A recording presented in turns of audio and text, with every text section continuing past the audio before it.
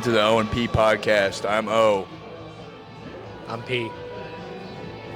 We're gonna be talking about little horror stories. You saw the story, bitch. Okay, you go first, bitch. No, you go first. I called you out first. All right. Yeah, I go first. Back in the day, when I used to tell stories about the old high, it's like still in like modern lore, but like pretty much is a Guyanese folklore. So back in the day, or back in Guyana, they used to have like Back when I was a young Point the boy. camera at this motherfucker. Back when I was a young fella.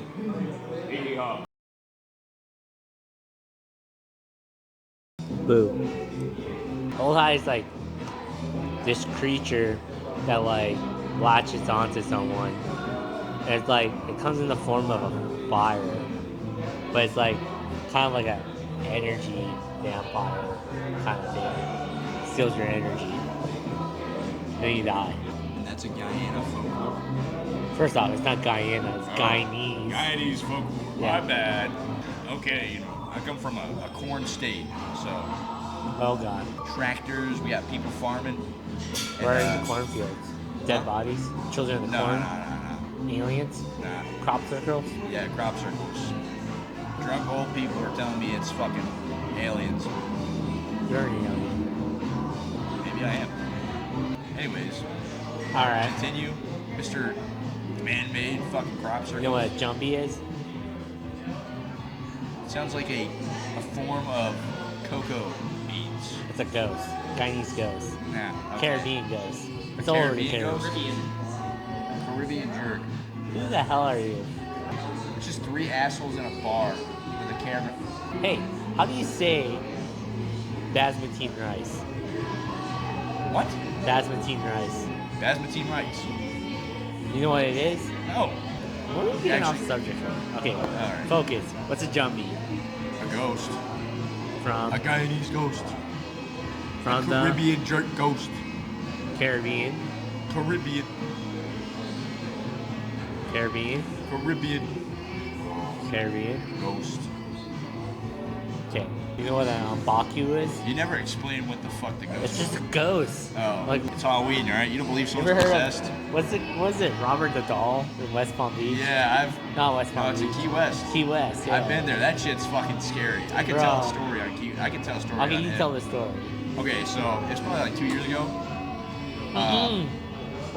2 years ago? No, that I went. Oh, okay, I went okay. to go see him.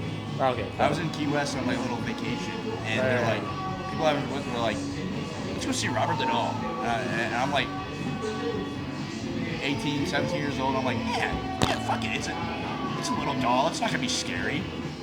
And I go, and at first I'm like, oh yeah, it's just some creepy like horror attraction.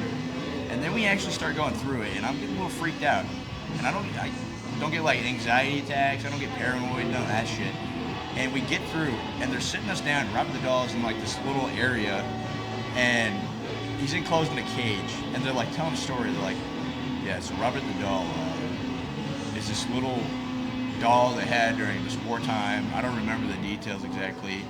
And the guy's son died of some kind of cancer. They put him in a doll, or some shit like that. Okay, but later that night, all right, we're driving back. We're going to McDonald's. We get back to the hotel or whatever the hell, the condo we were staying in, and I'm getting ready to go to bed. And I'm like laying there. I can't really sleep because I'm feeling this uneasy, like unsteady, like freaked out feeling. And so like 2 hours goes by, I'm still not sleeping. And all of a sudden I hear the little glass door shaking and there's a keypad to get in. All I hear is and it's like 1 in the morning, all right? I'm trying to sleep, and I'm just hearing all this shit. I'm freaking out. I put my head underneath the covers. I hear like glass like move across the counter, and I'm like, dude, I'm gonna die tonight. I'm scared shitless, and I went to bed. And then the next day, I was just fine. Alright. So Robert the Doll was a doll I feel from like like sitting facing this way. you're kind of right. It was in like after World War II, The father came back from war. Yeah, because it He was had a- in that little, like, they had an offshore, or no, they had a little, like, It might be even anti-naval before. bank. I think it was like, I think it might have been before World War II. I I'm think not it too was way sure. before. I think it was like World War One. Yeah. They set up like defenses for the Navy. His aunt came back. She was a nurse or something like that. She brought back the doll and gave it to Robert. Right? Or not Robert, but her Yeah, their son's niece. name. The doll haunted the house every time the boy was separated from the doll. And it even went up to his marriage.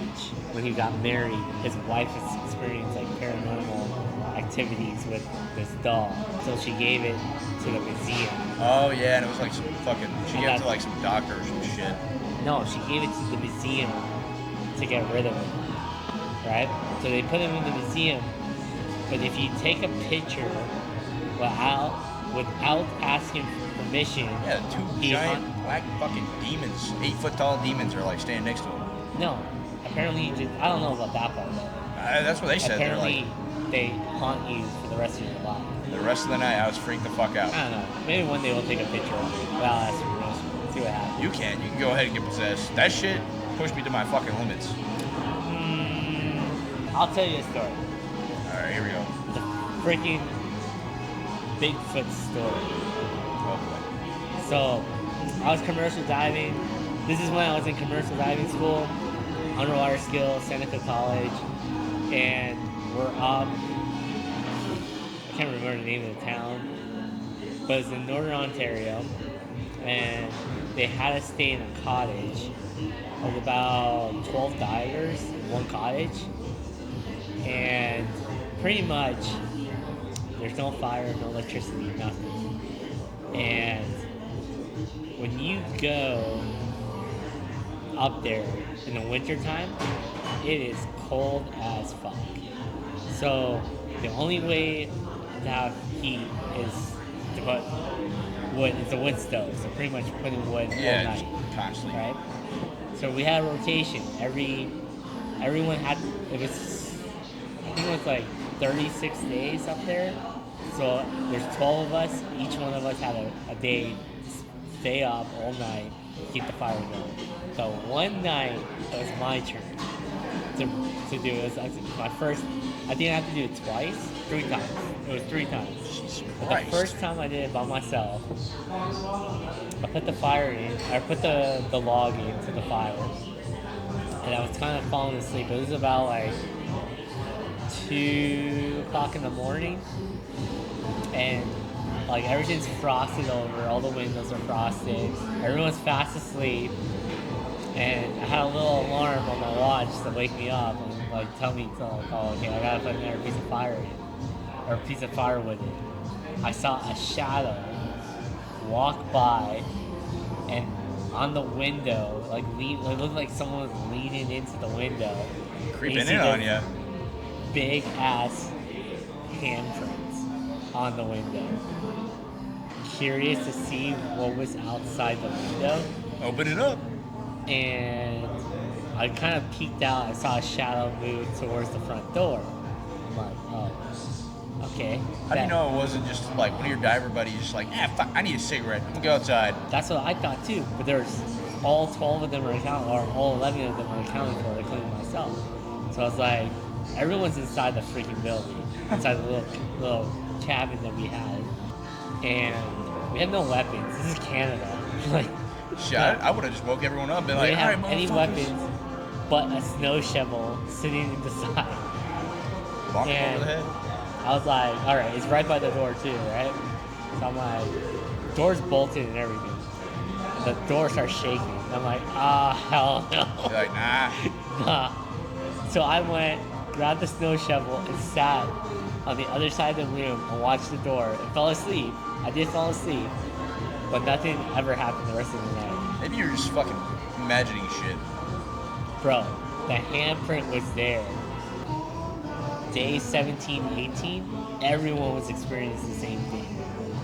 Like, it was weird. It was like something was trying to get inside the cottage that we were in. Hey, maybe someone was just really, really cold and wanted in. While I was in British Columbia, Just fucking following you.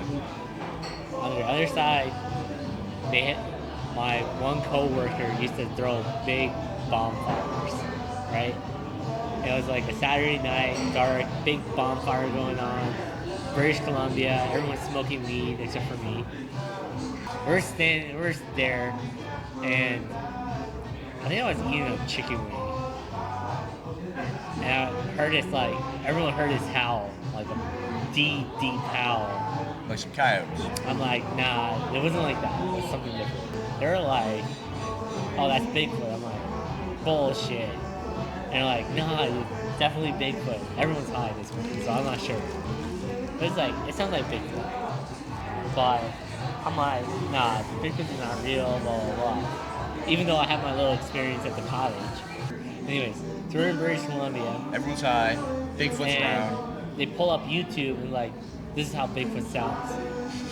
And literally, what we were hearing sounded just like it.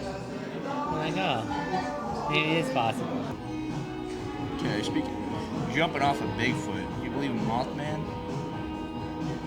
That giant, Have you ever seen the Mothman prophecies? Nah. Great movie, scary in the sense that nothing pops out and scares you, but the whole mind, the thought process of what the Mothman kind of is. plays tricks on you. Makes you paranoid.